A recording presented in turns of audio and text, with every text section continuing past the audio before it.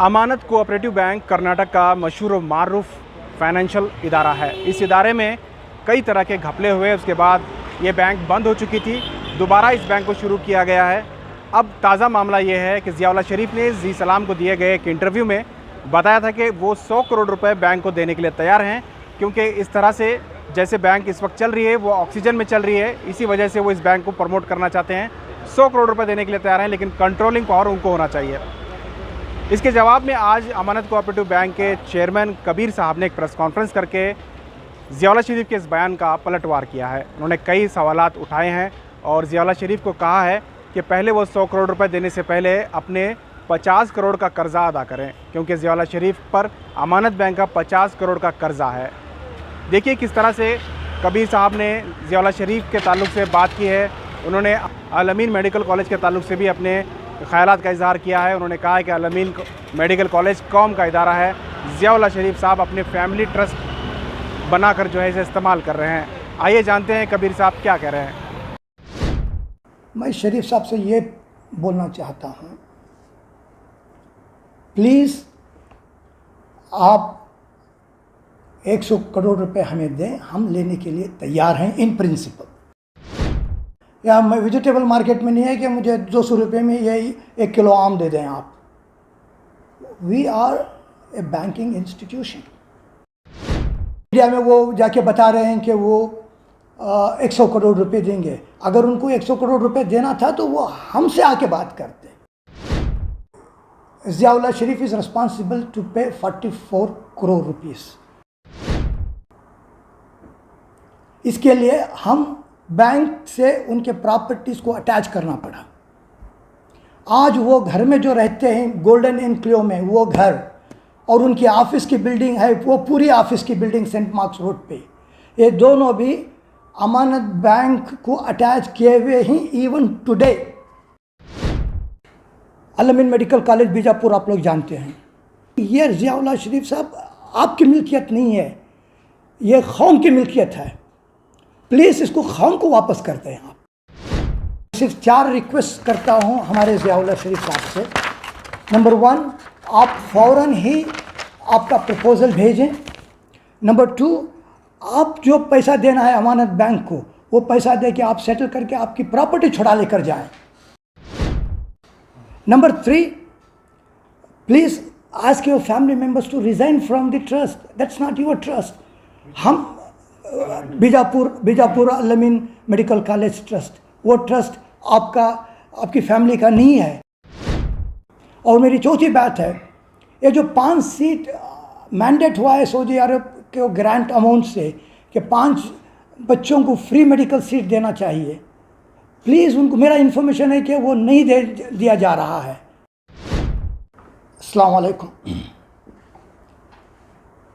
जी। मैं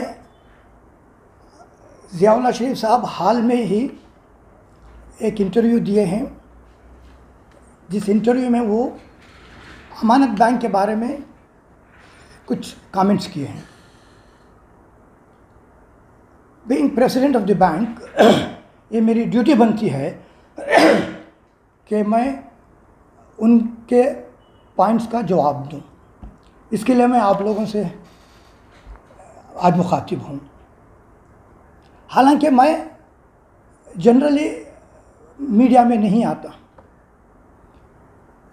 शायद ये मैं तीसरी मर्तबा है जो मैं मीडिया से बात कर रहा हूँ 4.5 साल की पीरियड में as president of Amanat cooperative bank. इस बार मैं शुक्रिया अदा करता हूँ हमारे ज़ियाउल्लाह शरीफ साहब का कि उनके पॉइंट्स राइज करने की वजह से मैं आप लोगों से बात कर रहा हूँ, कि इसके लिए मैं उनका शुक्रगुजार हूँ कि उन्होंने मुझे मौका बना के दिया मैं आप लोगों से बात करूँ। वो जो मुझे सवाल है, वो जो पॉइंट्स राइज किए हैं, मैं उन पॉइंट्स को एक एक करके आप लोगों के सामने उनके पॉइंट्स रखूँगा, फिर मैं बैंक की तरफ से उसका जवाब दूँगा। सबसे पहले यह है कि वो बताए हैं कि वो 100 करोड़ रुपए बैंक में डालने के लिए तैयार हैं। और वो ये भी बताए हैं कि हम लोग उसके लिए तैयार नहीं है क्योंकि उनका नाम हो जाएगा। ये वेरी स्पेसिफिकली वो बताए हैं कि उनका नाम हो जाएगा। मैं शरीफ साहब से ये बोलना चाहता हूँ, प्लीज़ आप 100 करोड़ रुपए हमें दें, हम लेने के लिए तैयार हैं इन प्रिंसिपल। अब ये कोई रियल एस्टेट बिजनेस नहीं है कि हाँ भाई मुझे ये प्रॉपर्टी चाहिए, ये प्रॉपर्टी मैं 10 करोड़ में ले लूँगा या मैं वेजिटेबल मार्केट में नहीं है कि मुझे 200 रुपये में ये 1 किलो आम दे दें आप। We are a banking institution, we are controlled by Reserve Bank of India, we are controlled by registrar of cooperative societies. इसके लिए मैं आपसे रिक्वेस्ट करता हूँ, आप जो भी आप की स्कीम है, जो भी आपका प्रपोज़ल है, please give it to us in writing. मैं आप लोगों से ये बता दूं कि वो आज तक कोई हमको प्रपोज़ल नहीं दिए हैं, आज तक हमें कुछ नहीं बताया है कि they want to invest 100 crore rupees. He has only gone in media but by telling, media में वो जाके बता रहे हैं कि वो 100 करोड़ रुपए देंगे। अगर उनको 100 करोड़ रुपए देना था तो वो हमसे आके बात करते, हम लोगों को प्रपोजल देते। वो प्रपोजल नहीं दिए हैं। As a president I am very much telling you now. अब मैं उनसे रिक्वेस्ट करता हूं कि आप प्लीज़ अपना प्रपोजल दें। मैं आपको प्रॉमिस करता हूं कि विद इन 1 वीक, 1 वीक के अंदर मैं आपका proposal reserve Bank of India को भेजूंगा। क्योंकि आप प्रपोजल दे रहे हैं, हो सकता है कि दूसरों आदमियों को भी शौक़ आ जाए प्रपोजल देने का। वो बोलेंगे कि हम 150 करोड़ देंगे, क्योंकि वो बैंक का कंट्रोल चाह रहे हैं। By giving 100 crore he wants banks control. तो इसके लिए दूसरे लोग भी पूछेंगे। इसके लिए टू कीप द उसका सीरियसनेस रखने के लिए मैं आपसे रिक्वेस्ट करता हूँ, आप जो भी प्रपोजल दे रहे हैं उसका 10% गारंटी अमाउंट डिपॉजिट करें बैंक में, या उसकी बैंक गारंटी दें। अगर रिजर्व बैंक ऑफ इंडिया आपका प्रपोजल एक्सेप्ट करती है तो यस, बाकी का पैसा आके आप कार्रवाई करें। अगर एक्सेप्ट नहीं करती है तो ये 10 करोड़ रुपए जो आप 10% डिपॉजिट करेंगे वो हम आपको वापस दे देंगे। सो ये मैं रिक्वेस्ट करता हूँ आपसे, आप 10 मई के अंदर आप अपना प्रपोजल दे दें। अगर आप नहीं दे रहे हैं अपना प्रपोजल, देन आप चीप पॉपुलैरिटी के लिए जाके बाहर खड़ के आप इंटरव्यूज़ दे रहे हैं मीडिया में। मैं बोल रहा हूँ as a president of the bank, I am prepare to take it and Reserve Bank of India को हम आपका प्रपोजल भेजने के लिए तैयार हैं। अब रहा दूसरी बात, वो ये बताए हैं कि बैंक ऑक्सीजन में है, क्योंकि वो मेडिकल कॉलेज के मालिक हैं तो मेडिकल टर्मिनोलॉजी बहुत यूज़ करते हैं। तो मेडिकल वो बोल रहे थे कि ऑक्सीजन में है, या ऑक्सीजन बोलिए या वेंटिलेटर बोलिए। मैं आपको क्लियर करना चाहता हूँ, अमानत कोऑपरेटिव बैंक अल्हम्दुलिल्लाह ऑक्सीजन पे या वेंटिलेटर पे नहीं है। वो नॉर्मल चल रही है, करोड़ों के रुपए डिपॉजिट हो रहे हैं, करोड़ों के रुपए विथड्रा हो रहे हैं एंड नॉर्मल बैंक चली जा रही चल रही है अल्हम्दुलिल्लाह। मगर बैंक को आईसीयू में बोलिए या वेंटिलेटर में बोलिए, उसमें डालने के लिए कौन जिम्मेदार हैं? ज़ियाउल्लाह शरीफ, आप भी एक ज़ियाउल्लाह शरीफ साहब, आप भी एक शख्स हो जो उसके ज़िम्मेदार हो। बेसिकली ये जो बैंक आरबीआई सेक्शन 35 अप्लाई करके बंद हो गई थी, या मतलब वेंटिलेटर पे चली गई थी, वो 2 रीज़न्स की वजह से गई थी। एक रीज़न ये था कि बैंक में फ्रॉड हुआ था। जब फ्रॉड हुआ था तो उस वक्त पे ज़ियाउल्लाह शरीफ साहब बैंक के डायरेक्टर थे, और वो मैनेजमेंट की बड़ी बड़ी बातें करते हैं, उनके नाक के नीचे ये फ्रॉड हुआ है, जो one of the main reason है बैंक को क्लोज करने का। और दूसरा रीज़न है कि उनके प्रेसिडेंसी पीरियड का, मतलब वो प्रेसिडेंट थे अमानत कोऑपरेटिव बैंक के 1 अगस्त 2003 से लेकर 3.5 साल तक तकरीबन वो प्रेसिडेंट थे अमानत कोऑपरेटिव बैंक के। जब वो प्रेसिडेंट थे तो वो बहुत कारनामे किए हैं। उन कारनामों की वजह से कर्नाटका स्टेट गवर्नमेंट उनको और उनकी पूरी टीम को बैंक से हटा दी by superseding the bank board of directors. So 3.25 साल के बाद वो ही लास्ट, जनरली 5 साल की होती है हमारी प्रेसिडेंटशिप और डायरेक्टरशिप, और वो 3.5 साल के अंदर उनको हटा दिया स्टेट गवर्नमेंट ने। और फिर फ़ौरन ही उनके ऊपर इंक्वायरी बिठाए। उनके ज़ियाउल्लाह शरीफ की साहब के पीरियड में फ़ौरन ही स्टेट गवर्नमेंट इंक्वायरी बिठाई, जिसमें assistant registrar of cooperative societies उसकी इंक्वायरी की। इंक्वायरी करके ये नतीजे पर पहुँचे कि ज़ियाउल्लाह शरीफ साहब is responsible for a loss of 54 crore rupees to the bank. These are all public documents, मैं कोई अपनी बात नहीं कर रहा हूँ। Only Ziaullah Sharif. 54 crore rupees, yes, Ziaullah Sharif. And उनके जैसा मैं शेर व शायरी करते हुए बात नहीं कर सकता, क्योंकि मैं ना शेर व शायरी करता हूँ ना उतनी समझता हूँ, बट मैं जो भी बोलता हूँ फैक्ट्स एंड फिगर्स के साथ बोलता हूँ। और ज़ियाउल्लाह शरीफ साहब फिर वो इंक्वायरी कमेटी के बाद रजिस्ट्रार ऑफ कोऑपरेटिव सोसाइटीज़, वो फॉर्मेलिटी होती है, joint registrar of cooperative societies, they passed an order, basically 2 order pass किए, एक 628, एक 629। वो 2 ऑर्डर से उनको बताया कि ज़ियाउल्लाह शरीफ इज़ रिस्पॉन्सिबल टू पे 44 करोड़ रुपीज़, मगर ज़ियाउल्लाह शरीफ पैसे नहीं दिए बैंक को उस वक्त पे। इसके लिए हम बैंक से उनके प्रॉपर्टीज़ को अटैच करना पड़ा। आज वो घर में जो रहते हैं गोल्डन एनक्लेव में, वो घर और उनकी ऑफिस की बिल्डिंग है, वो पूरी ऑफिस की बिल्डिंग सेंट मार्क्स रोड पे, ये दोनों भी अमानत बैंक को अटैच किए हुए ही इवन टुडे,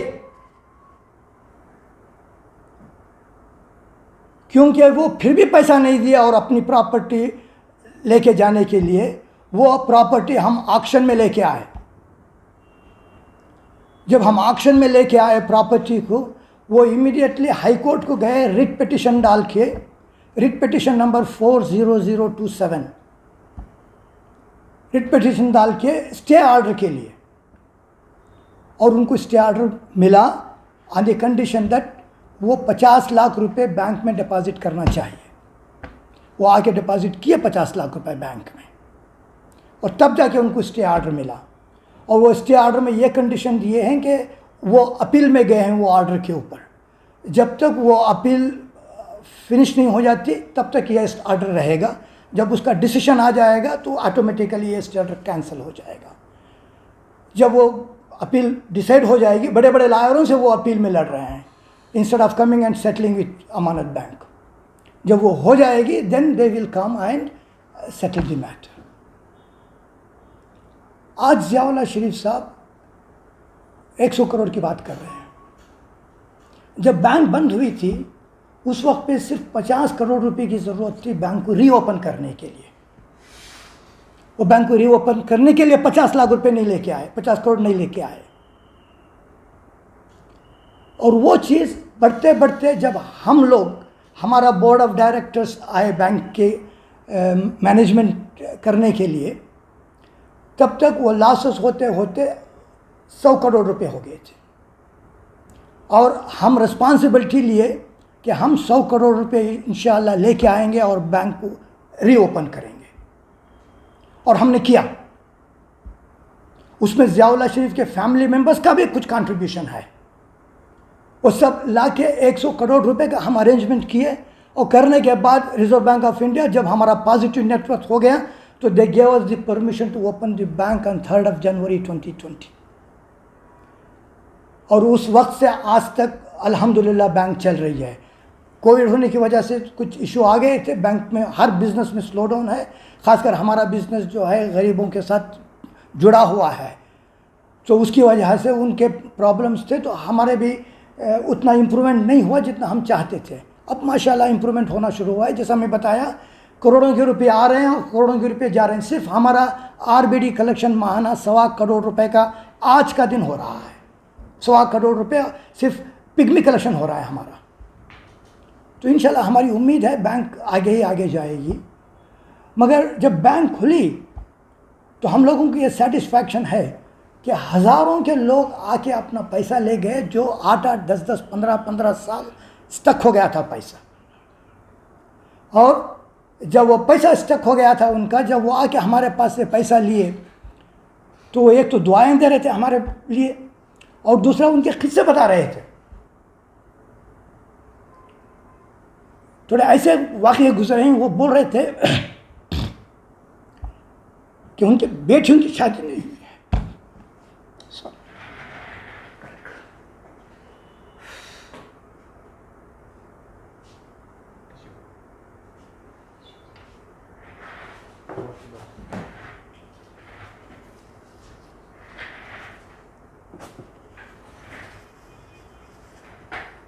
सॉरी।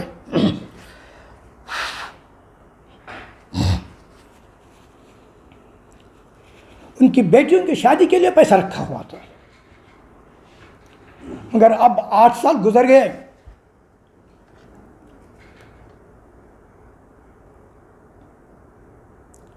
आठ साल 10 साल गुजर गए।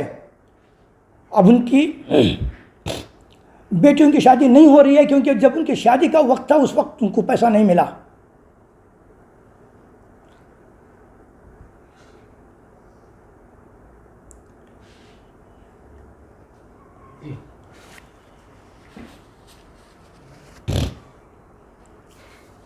अब वो घर में बैठी हैं।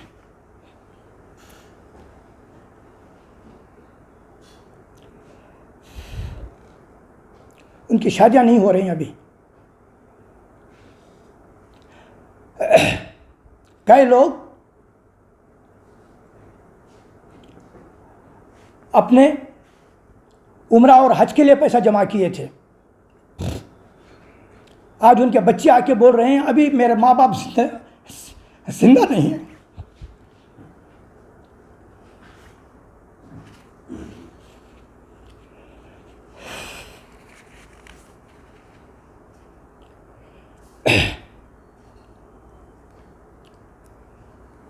अगर ज़ियाउल्लाह शरीफ साहब उस वक्त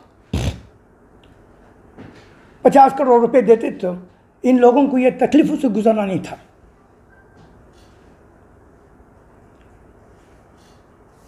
हम अल्हम्दुलिल्लाह बहुत मेहनतों के बाद हमारा बोर्ड ऑफ डायरेक्टर्स, मैनेजमेंट और एम्प्लॉइज़ बहुत मेहनत किए, तब जाके पैसा इकट्ठा हुआ, बैंक ओपन हुई। बैंकिंग हिस्ट्री में एक चीज़ बताता हूँ मैं आपको। रिजर्व बैंक ऑफ इंडिया बहुत बैंकों पे अपना 35 ईयर रेस्ट्रिक्शन लगाए हैं और बैंक्स बंद करा दिए हैं। बैंक्स का ऑपरेशन बंद करा दिया था, जैसा होता ही रहता है। अभी राघवेंद्रा बैंक भी थोड़े दिन पहले शेड्यूल्ड बैंक कैटेगरी में 1947 से लेके आज तक बहुत सारे शेड्यूल्ड बैंक 35 ईयर में रिस्ट्रिक्शन में स्टॉप कर दिए गए हैं बैंकिंग ऑपरेशन से। वो सब बैंक या तो लिक्विडेट हो गए या कोई दूसरे बैंकों से मर्ज हो गए। ये पहले बैंक है Amanat cooperative bank in the banking history of India since 1947 जो अपने आप ऊपर आई है। There is no other bank in the history of the banking industry. Instead of telling thanks to the efforts of the staff of the bank and the people who have worked for the bank, ये इल्ज़ाम लगा रहे हैं इल्ज़ाम बोलो या sarcastic remarks बोलो, कुछ भी बोलो, वो कर रहे हैं ये बैंक और बैंक के मैनेजमेंट के ऊपर। ज़ियाउल्लाह शरीफ साहब कंट्रोल चाह रहे हैं बैंक का। मेरे हिसाब से ये दो चीज़ों के लिए अपना कंट्रोल चाह रहे हैं बैंक को। या आप सर ओके, ये नंबर 1 वो चाहते हैं उनके केसेस ख़त्म हो जाएं। अगर वो कंट्रोल में आ गए तो ऑब्वियसली उनके केसेस ख़त्म हो जाएंगे। दूसरी बात ये है, वो मैं एक एग्जांपल के साथ कहूँगा, ये थोड़ा इम्पॉर्टेंट है।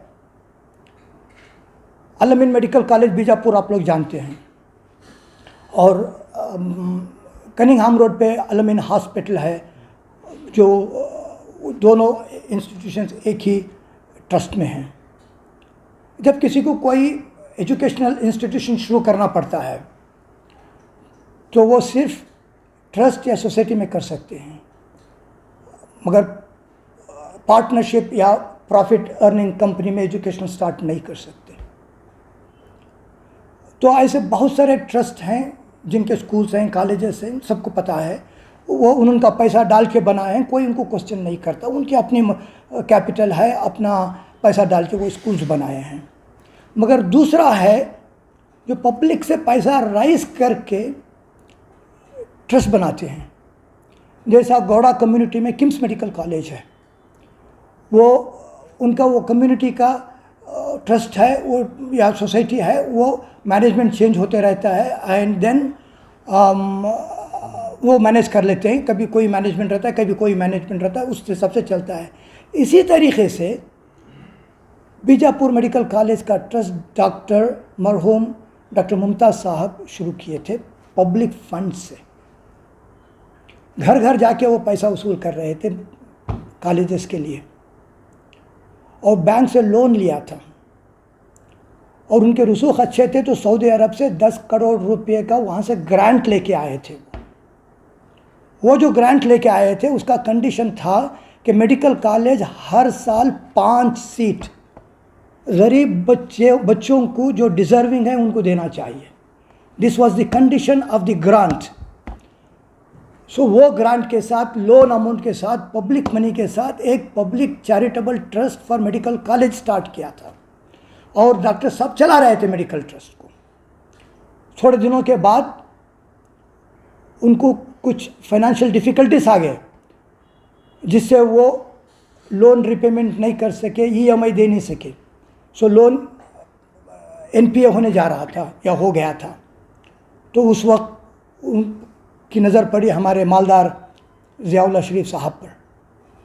तो ज़ियाउल्लाह शरीफ साहब को वो बोले कि आप कोई दूसरे बैंक से लोन अरेंज कर दो ये लोन देने के लिए, ताकि वो नया लोन रफ्ता रफ्ता फिर जाएगा मेडिकल कॉलेज की अर्निंग से। तो मेडिकल ज़ियाउल्लाह शरीफ साहब अरेंजमेंट किए on the condition that he should get control of the medical college. वो कंट्रोल लिए, अपने फैमिली मेंबर्स को उसके ट्रस्टीज बना दिए, अपने नॉमिनीज को अपना ट्रस्टीज बना लिए। अब वो मेडिकल कॉलेज चल रही है 20-22 साल से, ना कोई पब्लिक में हिसाब व किताब है उसका, कुछ भी नहीं है। 200 एकड़ ज़मीन है बीजापुर में, और यहाँ इम्पॉर्टेंट प्रॉपर्टी है, उसकी वैल्यूएशन तकरीबन 1000 करोड़ रुपए की है। ये कौम की मिल्कियत है। मैं ज़ियाउल्लाह शरीफ साहब से बोलना चाहूँगा, आप फ़ौरन ही ये कौम की मिल्कियत कौम के सुपुर्द कर दें। आपके फैमिली मेम्बर्स या आपके नॉमिनीज़ को ये कंट्रोल करने की ज़रूरत नहीं है। आप बेंगलुरु में बहुत सारे एजुकेटेड लोग हैं, बहुत सारे ऐसे लोग हैं जो चीज़ों को मैनेज कर सकते हैं, जो इंडिपेंडेंट हैं और कैपेबल हैं। उन लोगों को लेके ट्रस्ट बना के, नॉट आपके फैमिली मेम्बर्स या आपके नॉमिनीज़ को, उन लोगों को लेके एक पब्लिक में वाइट पेपर डाल के क्या हुआ है क्या नहीं हुआ है वो हिसाब से आप वो ट्रस्ट बनाएं। ये ज़ियाउल्लाह शरीफ साहब आपकी मिल्कियत नहीं है, ये कौम की मिल्कियत है। प्लीज़ इसको कौम को वापस कर दें आप। और वो ये भी बता रहे थे कि लोन जो है ऑटो रिक्शा वालों को सब देने का वक्त नहीं है अभी। मैं आपसे बोलना चाहता हूँ ज़ियाउल्लाह शरीफ साहब, यही वक्त है ऑटो वालों को देने का लोन। वो मजबूरी में हैं अब। बिल्डर्स को और मालदार लोगों को देने का टाइम नहीं है अभी। जो लोग तकलीफ में हैं उनको देने का है। आप उनको नहीं दे रहे हैं, मुझे अफसोस है इस बात का। वो बात कर रहे हैं आप, मुझे अफसोस है। आप आंख खोलिए, देखिए किन को लोन देना है। फाइनली कंक्लूजन में करते हुए मैं सिर्फ 4 रिक्वेस्ट करता हूं हमारे ज़ियाउल्लाह शरीफ साहब से।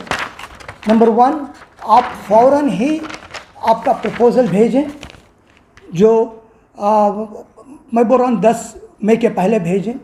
नंबर 2, आप जो पैसा देना है अमानत बैंक को, वो पैसा दे के आप सेटल करके आपकी प्रॉपर्टी छुड़ा लेकर जाएं।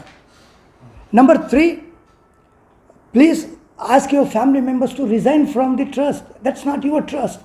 हम Bijapur Al-Ameen medical college trust, वो ट्रस्ट आपकी फैमिली का नहीं है।